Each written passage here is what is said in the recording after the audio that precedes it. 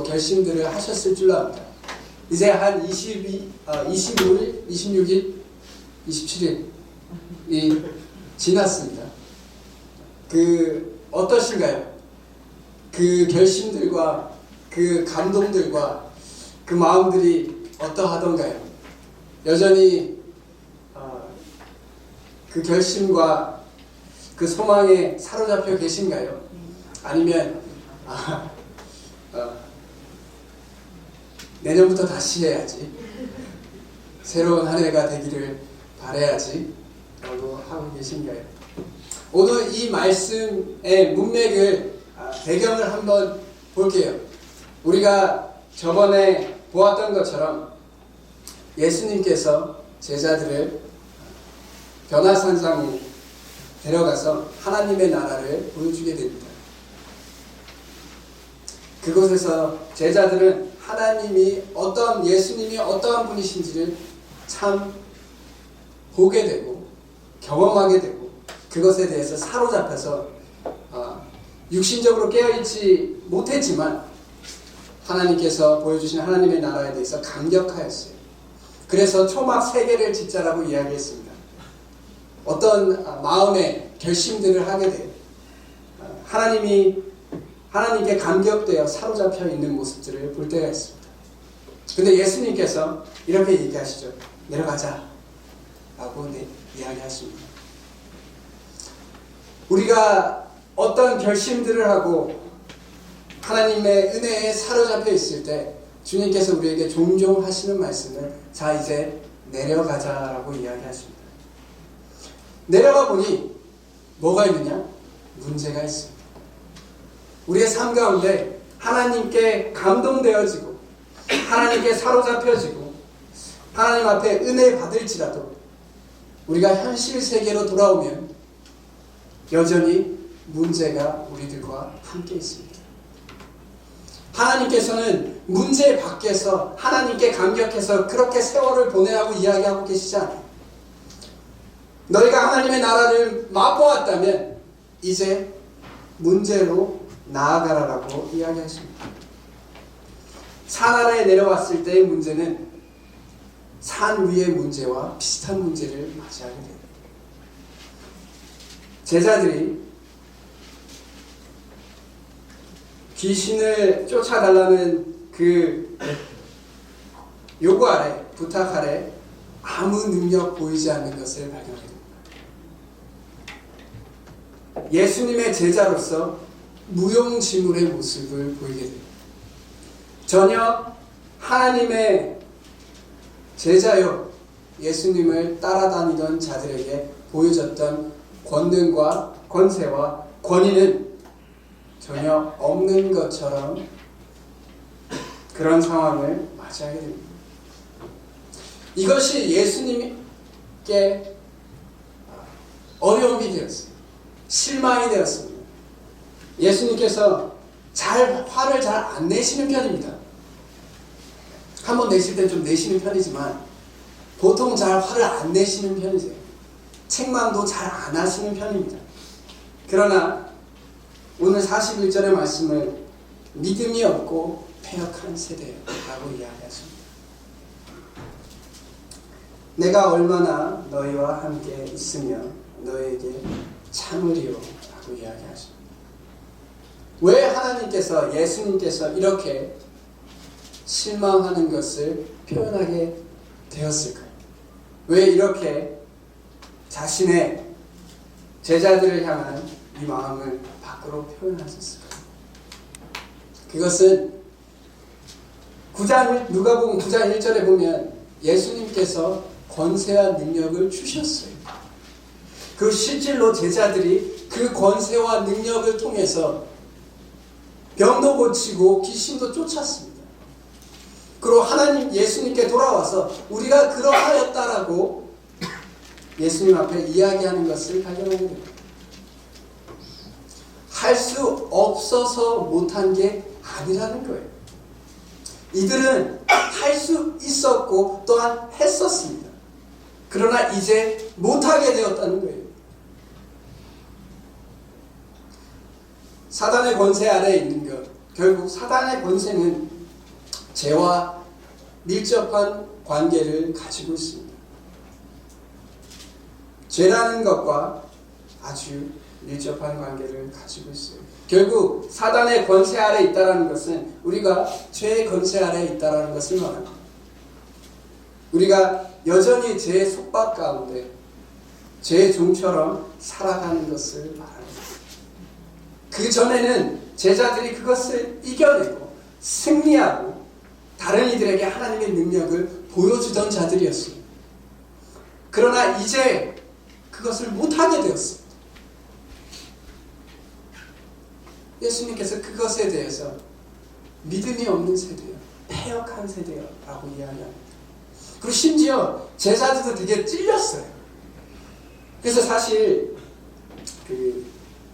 이 본문의 말씀이 마가복음과 마태복음에도 같은 사건을 좀 다르게 이야기하고 있는데, 마태복음과 마가복음에는 좀 더 자세히 이야기하고 있는데, 그 중에 자세히 이야기하고 있는 것이 무엇이냐? 제자들이 이제 따로 가서 제자들이 양심에 찔려서 예수님에게 묻습니다. 왜 저희는 안 됐습니까? 라고 묻습니다.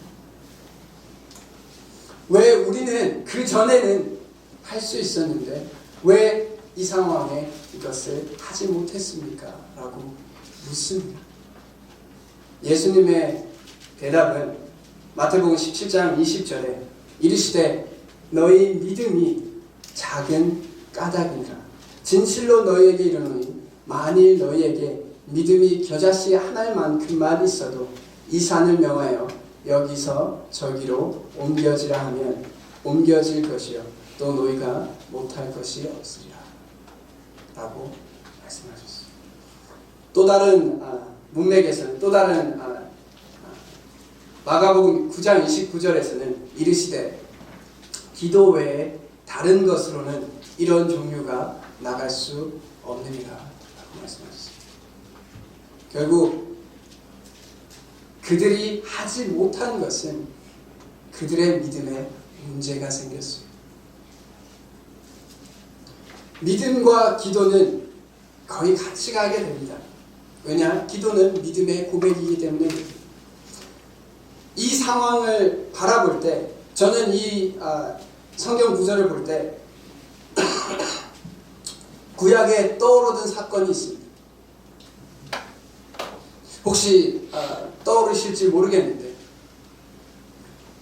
모세가 시내산으로 하나님을 만나러 가고 율법을 받으러 갔을 때 산 아래에 있는 이스라엘 백성들은 서로 만든 우상을 만들게 됩니다.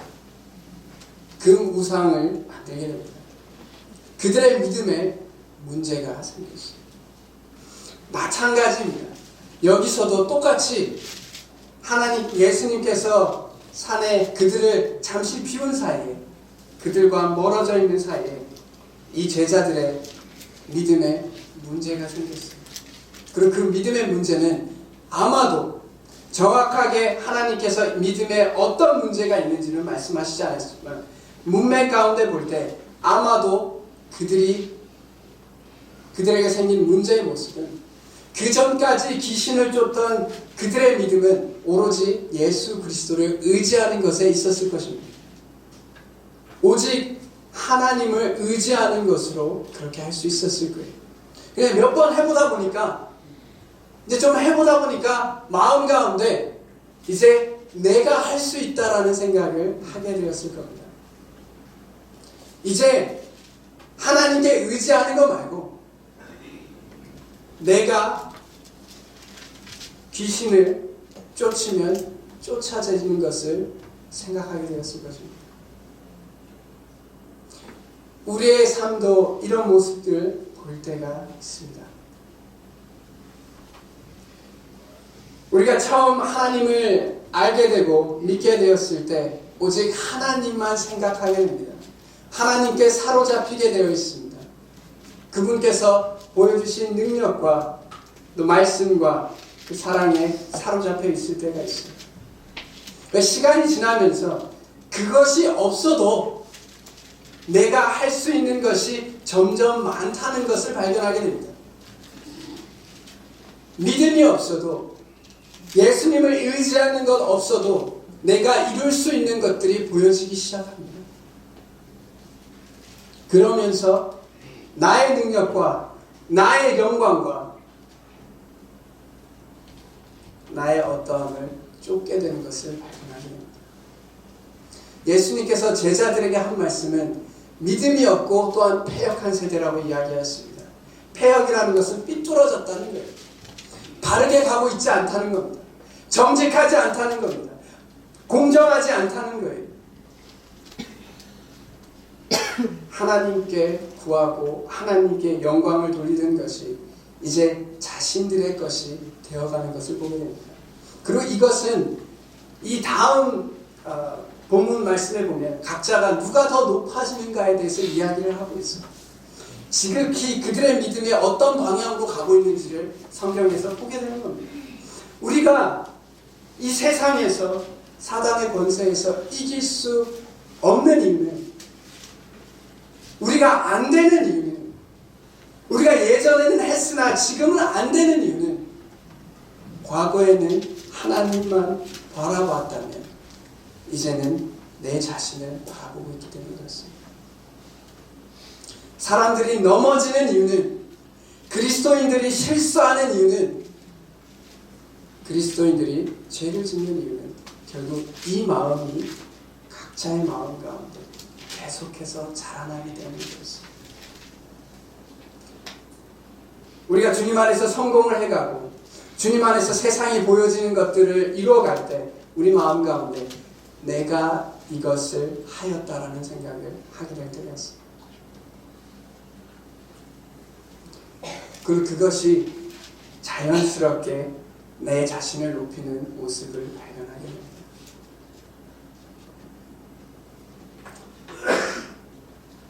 (2020년에) 우리가 어떤 결심들을 하셨을 거예요. 주님께 영광이 되고 우리 가정을 바로 세우고 또 우리 교회를 바로 세워가고 또 그러므로 하나님께 영광이 되자라는 결심들을 하셨을 겁니다. 그러나 그럴 때 우리의 믿음에 문제가 생기지 않기를 바랍니다. 그런 삶을 살아가다가 점점 하나님이 없어도, 하나님께 의지하는 것이 없어도, 하나님의 영광을 드러내는 것이 없어도 우리의 삶에 문제가 없는 것을 발견할 때 우리는 유혹이 돼요. 아, 하나님이 없어도 되는구나.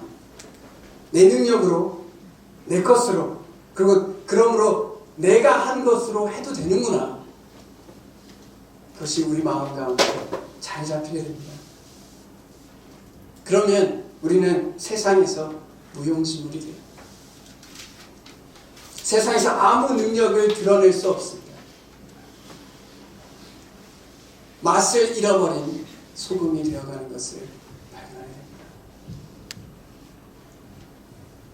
하나님께서, 예수님께서 오늘 이 제자들을 책망하는 것은 그들로 하여금 하나님을 향한 믿음을 가지라는 겁니다. 우리의 믿음이 큰 것이 중요한 것이 아니에요. 예수님께서 겨자씨만한 믿음이라고 이야기하셨습니다. 양이 많은 것을 말하지 않습니다. 방향을 말하고 있는 거예요. 무엇이 옳은가에 대해서 이야기하고 있는 겁니다. 우리의 삶 가운데 문제가 생길 때가 있어요. 이 산을 명하여 저기로 옮겨지다라는 말은 뭐 어떤 문자 그대로 그 말을 말하는 게 아니에요. 그때 당시에 랍비들 사이에 어려운 문제에 대한 표현이 이런 식이었어요. 어려운 문제는 산을 명하여 저리로 옮기는 것을 어려운 문제라고 얘기했어요.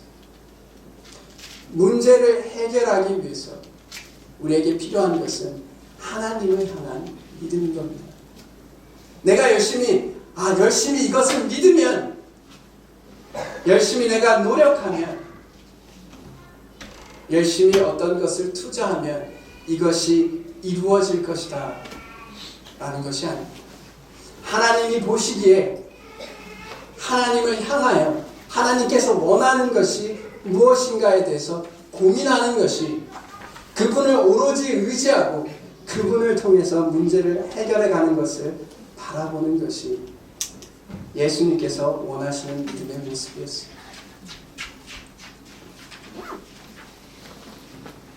예수님께서 믿음 없음에 대해서 책망하실 때 그 믿음의 양이 없는 것보다 믿음의 질의 문제에 대해서 말씀하십니다. 하나님을 향한 믿음, 내가 한 것에 대한 믿음이 아니라 주님께서 하실 것과 주님께서 하지 않으실 것에 대한 믿음입니다. 그런 믿음을 가졌을 때 우리가 사단의 권세를 이길 수 있게 되는 것을 발견하게 됩니다. 우리의 삶 가운데 더 이상 무력하지 않은 것을 발견하게 됩니다. 하나님께서 원하는 것이 무엇인지, 또 오직 주님께서 할 수 있다는 것을 깨달아갈 때 우리는 승리하는 것을 발견하게 됩니다. 마가복음에는 이 부분을 기도라고 이야기하였습니다. 기도 외에는 다른 것으로는 이런 종류가 나갈 수 없다라고 했습니다. 여기서 말하는 종류가 마귀, 사탄, 귀신들 중에 이런 귀신은 기도로만 나가야 된다 이런 말이 아니고요. 일반적으로 사단과 싸우는, 사단의 권세와 싸워가는 이 일은 기도로서 가능하다라고 이야기합니다. 그리고 여기서 말하는 기도는 우리가 생각하는 것처럼 행위로 하는 기도를 말하는 것이 아니에요. 3시간 기도와 10시간 기도, 우리가 생각할 때 둘 중에 어떤 게 영험하다고 생각하십니까?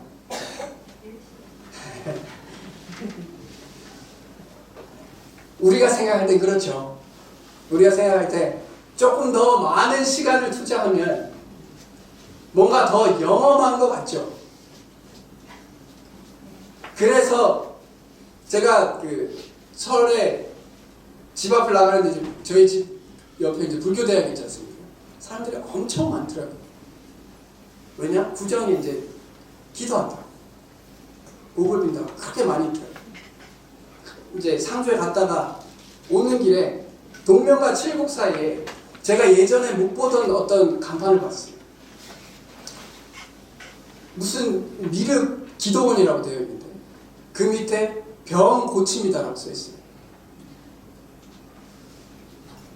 결국 세상의 종교, 세상에서 이야기하는 기도의 의미는 내가 얼마나 헌신해서 기도하고 내가 얼만큼 시간을 투자하고 노력했느냐에 따라서 그 대가로서 절대자에게 받는다라고 생각합니다. 여기서 말씀에서 기도 외에 다른 것으로 나갈 수 없다라는 이 말은 계속해서 더 많이 기도해야 된다는 말씀이 아니에요. 그런 말씀이 아닙니다. 우리의 마음이 주님 앞에 같아지는 것을 이야기하고 있는 것입니다. 마치 우리가 기도할 때 보통 우리의 기도의 모습들은, 저 자신을 포함해서 열심히 기도할 때 주님, 제게 이것이 필요하고 저는 이것이 정말 싫고 그러므로 이런 상황들에서 벗어나게 해주시거나 어떤 것을 해주시길 원합니다 라고 기도합니다. 우리의 기도의 모습들이 그럴 때가 있어요. 종종 그런 모습을 보일 때가 있어요.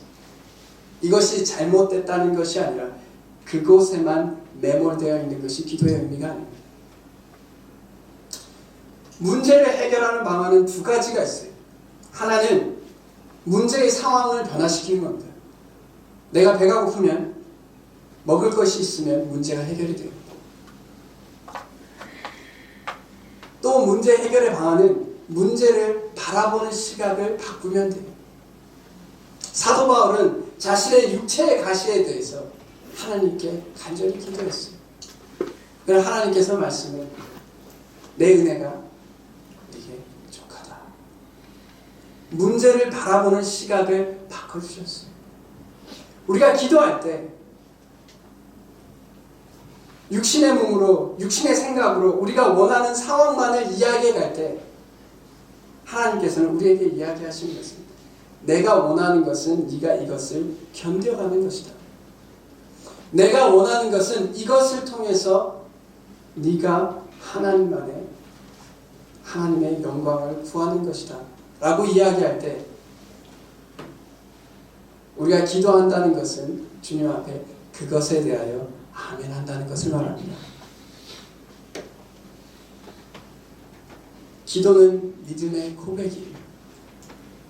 삐뚤어져 있는 나의 생각과 나의 고민과 나의 주장을 가지고 하나님께 나아가는 것이 아니라, 그것을 고집하는 것이 아니라 하나님 앞에 하나님께서 원하는 것이 무엇인지에 대해서 고민하고 나아가는 것을 말합니다.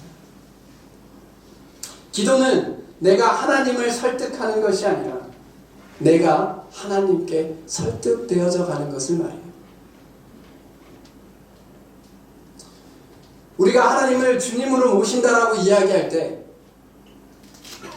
하나님께서 여러분께서 구하시는 것들, 우리가 구하는 것들을 들어주시지 않으면 하나님이 아니십니까? 나의 건강을 회복시켜 주시지 않으면 그분이 우리의 주님이 아니십니까? 내가 불편한 이 상황을 없애주지 아니하시면 하나님께서 우리의 하나님이 아니십니까? 예수님께서 제자들에게 원했던 믿음은 그들의 고집으로 나아가는 것이 아니라 하나님께서 원하는 것이 무엇인가를 고민하며 그분께 의지하고 그분께 기도하고 그분께 맞춰가고 오로지 주님을 통해서 이길 수 있다는 것을 항상 믿음 가운데 있기를 원했던 것입니다. 2020년에 각자의 삶 가운데 이것은 변화되었으면 좋겠다. 이것은 해결되었으면 좋겠다.